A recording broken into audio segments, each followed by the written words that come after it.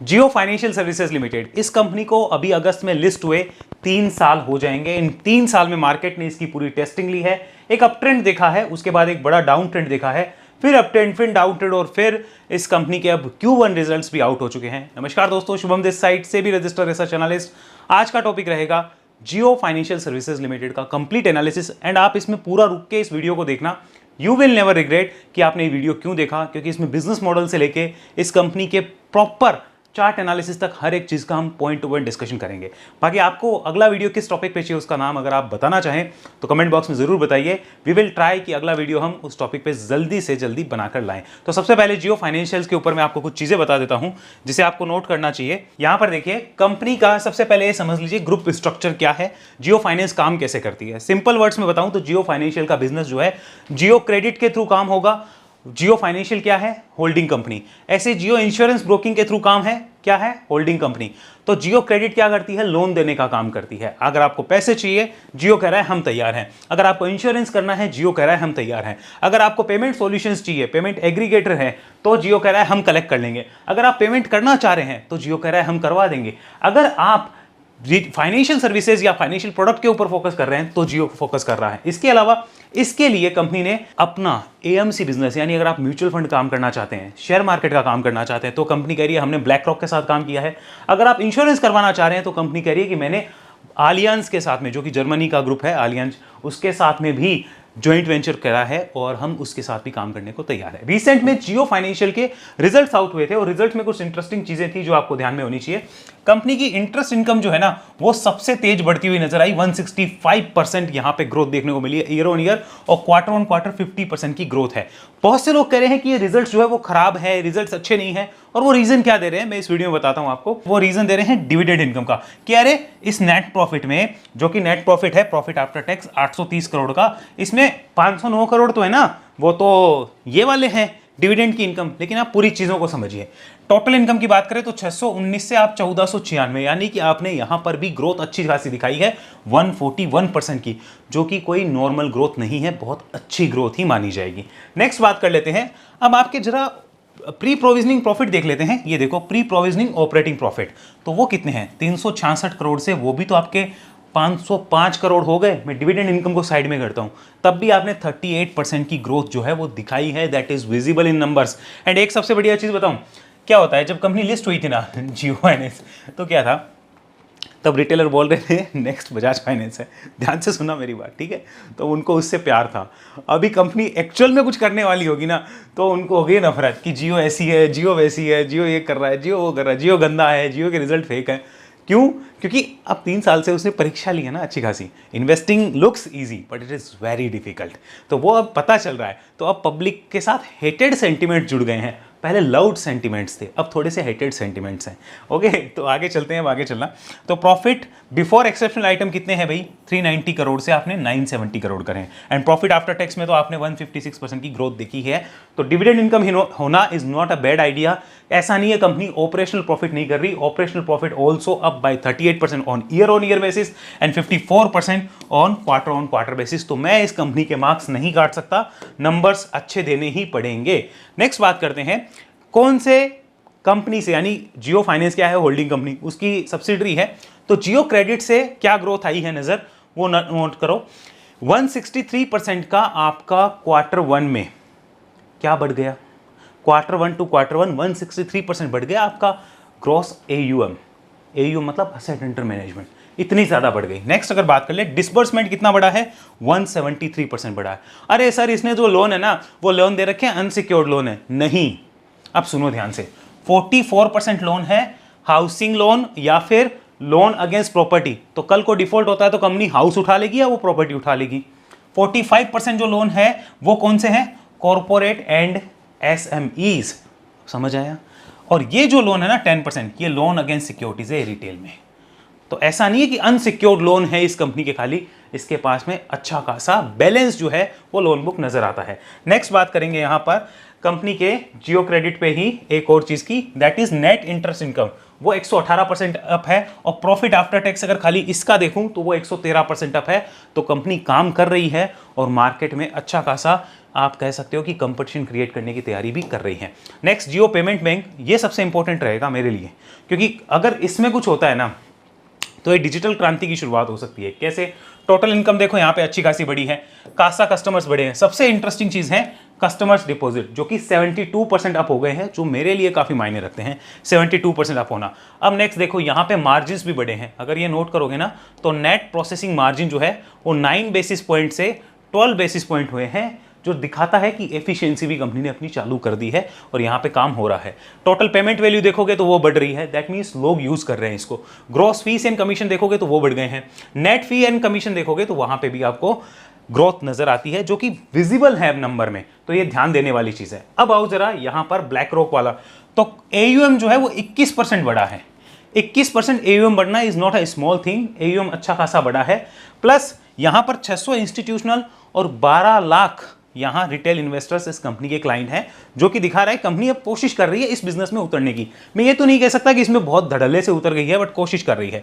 सबसे अच्छी चीज पता है इसमें क्या है कि 18.5% लोग जो है ना इन्वेस्टर्स इस कंपनी के पास जो वो न्यू है म्यूचुअल फंड्स में, और इस 12 लाख में एक मैं भी हूं, क्योंकि मेरा भी AMC जो है वो मतलब मैंने भी SIP कर रखी है जियो ब्लैक रॉक के फ्लेक्सी के फंड में, तो एक मैं भी हूं। Okay, that is just a disclosure. Next बात करते हैं कंपनी के वैल्यूएशन पॉइंट ऑफ व्यू से थोड़ा सा, क्योंकि कई लोगों को कंसर्न होगा वैल्यूएशन। तो 82 की पी है, अरे किसी टाइम बहुत ज़्यादा थी, मैं अभी दिखाता हूँ आपको। ये 82 की पी है ना, किसी टाइम बहुत ज़्यादा थी। मुझे एक ही कंसर्न है मार्केट कैप टू सेल्स, और वो कंसर्न मेरा धीरे धीरे कम इसलिए हो रहा है कि कंपनी की रिवेन्यू बढ़ रही है तो market cap to sales adjust हो जाएगी। ये पी तो पहले बहुत ज़्यादा थी, अब तो कम हो गई, देख लो यहाँ पे, इधर पता चल जाएगा आपको। यहाँ चलो चार्ट और पी पे चलो, ये कितनी थी लगभग, हाँ 144-45 की पी थी अभी पिछले साल, और उसके बाद एडजस्ट हुई। पहले तो लॉस मेकिंग थी ना, क्योंकि कंपनी के पास बिजनेस ही नहीं था जब लिस्ट हुई थी तब, और अभी मैंने आपको ये सारा एक्सप्लेन कर दिया है प्रॉफिट एंड लॉस।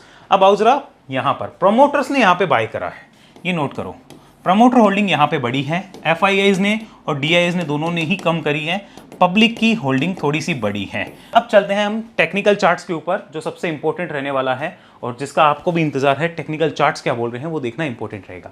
तो सबसे पहले ये समझ लो, कंपनी की लिस्टिंग जहां हुई थी अगस्त 2023 में, यहाँ पे चलते हैं अगस्त 2023, ओके, इस पॉइंट पे लिस्टिंग हुई थी लगभग 260-62 के प्राइस पे। आज कंपनी उसके नीचे ही चल रही है 2%, 256 पे है। ओके, तो 3 साल बाद ये पोजीशन है। लिस्टिंग हुई थी अगस्त 2023 में, 21 अगस्त को, और अभी हमारे पास अगस्त ही चल रहा है 2026। उसके बाद जर्नी क्या रही थी, कंपनी ने एक बेस बिल्डिंग करी अच्छी खासी, और उस बेस बिल्डिंग में रिजेक्शंस देखने को मिले थे, एंड देन ब्रेकआउट होता है। अब एक ये जो ब्रेकआउट के बाद थोड़ी सी रीटेस्टिंग या बेचारा वो नीचे आता है ना, ये हमारे लिए बहुत ज़्यादा चैलेंजिंग टाइम होता है। नॉट कि यहाँ पे हमने पोजीशन बनाई होती है इसलिए, क्योंकि मानो मैंने आपको बोल दिया कि इस ब्रेकआउट के बाद रिव्यू करना, वो स्टॉक बेचारा थोड़ा सा कंसोलिडेट करेगा या नीचे आएगा, फेल, ऐसे फेल नहीं होता, उसके सपोर्ट होते हैं, वो सपोर्ट ध्यान में रखे जाते हैं। सपोर्ट के नीचे ही उसको फेल कह सकते हो, या आप कह सकते हो कि ट्रेंड बिगड़ चुका है वापस। फेल तो क्या होता है, ट्रेंड बिगड़ चुका, आप ऐसा कह सकते हो। और उसके बाद देखो क्या चला, ट्रेंड बिगड़ा भी नहीं और सीधा आपने एक जर्नी कंप्लीट करी। तो मार्केट ने क्या करा, इसको कंसोलिडेशन फेज दिखाया, इसको तेजी दिखाई, इसको फिर एक हेड एंड शोल्डर फॉर्मेशन बनी थी यहाँ पे, there was a kind of head and shoulder formation जिसका ब्रेकडाउन होता है, और फिर मार्केट ने इसको मंदी का स्वाद भी चखाया 3 सालों के अंदर, और 50% करेक्शन भी दिखा दिया।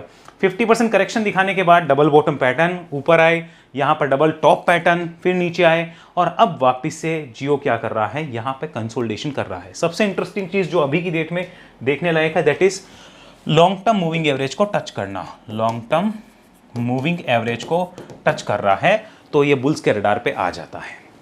लॉन्ग टर्म मूविंग एवरेज को टच करते ही खासकर मेरे जैसे के रडार पे आ चुका है, तो इसको ध्यान रखा जा रहा है। अब आगे चार्ट क्या बोल रहा है वो समझो। सबसे इंटरेस्टिंग बात जो यहाँ पे होगी दैट इज मंथली चार्ट। ये नोट करो जरा, पिछले कई महीनों का मंथली चार्ट है, नोट करना ध्यान से। इसमें क्या हुआ है, ये यहाँ पर देखो, आप पहले जब नीचे आ रहे थे तो नीचे कैसे आए थे, यहाँ से आपने गिरावट की शुरुआत करी थी, ओके, और आप लगातार नीचे आते गए, फिर आपने यहाँ पर बॉटम बनाया और एक अच्छी खासी रैली देखने को मिली। अब रिसेंट में आप नीचे कैसे आ रहे हैं, रेड, फिर ग्रीन कैंडल बनती है, वो रेड के हाई को नहीं काट पाती, फिर रेड कैंडल, ग्रीन बनी लेकिन रेड का हाई नहीं कटा जो पिछली रेड कैंडल थी, फिर रेड बनती है, और इस बार ये ग्रीन कैंडल इसके हाई को काटती है, काटती है लेकिन क्लोज नहीं कर पाती है, हमें क्लोज चाहिए होती है प्रॉपर, वो नहीं कर पाती। फिर रेड और इस बार इन दोनों कैंडल के हाइस के ऊपर प्रॉपर जुलाई मंथ की क्लोज जियो फाइनेंस करता हुआ नजर आ रहा है। So that's a first sign जो कि बुल्स को मजबूर करेगा कि इसको रिव्यू करो। अनदर साइन जो यहाँ पे होने वाला है दैट इज 3 मंथ चार्ट। यहाँ पे मैं दिखाता हूँ, ये 3 मंथ्स का चार्ट है। कंपनी ने क्या किया था, ये जो स्टार्टिंग का 3 महीना है ना, स्टार्टिंग वाला, इस 3 महीने में मतलब जैन टू मार्च, ये जो लो लगा था वो था 223। ये देखो यहाँ पे लो लिखा हुआ है, जनवरी फरवरी मार्च में जो लो लगा है वो 223 का है। अब चलो जरा मई अप्रैल और जून, अप्रैल मई जून में इस लो के नीचे हम नहीं आए, और अब जुलाई अगस्त सितंबर में अगर हम पिछले 3 महीने के हाई को काट रहे हैं, so I think bulls are reviewing this one right now. तो इतना तो क्लियर हो गया कि एक बेयर फेस जो था उसको खत्म करने की शुरुआत होती हुई नजर आ रही है। अब जरा वीकली चार्ट पे एक बार वापस चलते हैं, इसको देखो वीकली चार्ट क्या बता रहा है। पैटर्न्स जो बने हुए थे, यहाँ से एक लोअर हाई लोअर लो की शुरुआत जो है वो हो चुकी थी अच्छे खासे वेव में, और अब पहली बार ये अपनी पिछली वेव के हाई के पास आके सस्टेन कर रहा है। So that means again bulls यहाँ इसे देखेंगे। तो बुल्स के पास क्या रीजंस हो गए, डेली चार्ट पे क्या हो रहा है, 200 EMA लाइन के पास आ रहा है। वीकली चार्ट पे क्या हो रहा है, consolidation, okay, plus previous wave high के पास आ रहा है। मंथली चार्ट पे क्या हो रहा है, मंथली चार्ट पे भी ऐसा ही हो रहा है कि प्रीवियस मंथ के हाई के ऊपर वो क्या कर रहा है, क्लोज कर रहा है। Now what about 3 months chart, 3 months chart बोल रहा है इनसाइड कैंडल से बाहर निकल रहा है। इनसाइड कैंडल जो कि एक छोटी सी बनी थी अप्रैल मई जून की, उससे उसके हाई को क्रॉस कर रहा है। सो ये इतने सारे रीजंस होने के साथ साथ यहाँ पर रिजल्ट्स जब फंडामेंटली वो सपोर्टिव हो तो अच्छे रहे हैं। फिर सबसे बड़ा फैक्टर कि अब लोगों की थिंकिंग क्या है, पीपल क्या सोच रहे हैं, वो इसे एक हेटेड वे में देखने लगे। क्योंकि पहले क्या था, जब ये 300 350 गया था, मैं तो 1000 पे बेचूंगा, उससे पहले बेचूंगा ही नहीं, ऐसे ही था ना। अपने आसपास देखो, लोगों से पूछना, मैं तो 500 से पहले देखने ही नहीं वाला, 1000 जाएगा तब सोचेंगे, हम तो नहीं टेंशन। वही जब वो 400 300 से वापस जब 200 आ गया ना, अभी 220-30, तो सब घबरा गए। अब कह रहे हैं कि भाव आए तो निकले। ये सच्चाई है, अपने आसपास पता करो, देखो आपको पता चल जाएगा। ये साइकोलॉजिकल गेम है, इस तरीके से चलती है। सो यहाँ पर प्रीवियस वेव के आप ऊपर भी आने की कोशिश कर रहे हो। सो अभी की डेट में इसमें क्या इंपॉर्टेंट रहेगा, अब वो और समझ लेते हैं कि डिसीजन टेकिंग किस तरीके से होगी यहाँ पे, वो समझना सबसे इंपॉर्टेंट है। डेली चार्ट कन्वर्ट, अब देखो मैंने 2 लाइन्स यहाँ पे लगा रखी है, एक तो EMA लाइन है और एक हॉरिजॉन्टल लाइन है। जो हॉरिजॉन्टल लाइन मैंने लगाई है वो IPO के बाद जब इसने टॉप बनाया था वो वाली लाइन है, और यही लाइन पे पीछे यहाँ पर भी प्राइस एक्शंस हुए हैं। नेक्स्ट अभी हम चलते हैं और इस लाइन की इंपॉर्टेंस देख लेते हैं। सो हियर इट इज, ये वाली इस लाइन पे, अभी इस लाइन पे रिसेंट में कोई भी प्राइस एक्शन नहीं हुआ है, रिसेंट में कोई नहीं हुआ है। अब अच्छी बात क्या है, यहाँ पर अच्छी बात ये रहेगी कि कंपनी 200 EMA को टच कर रही है, ओके, साथ में एक कंसोलिडेशन पैटर्न के पास आके खड़ी हुई है।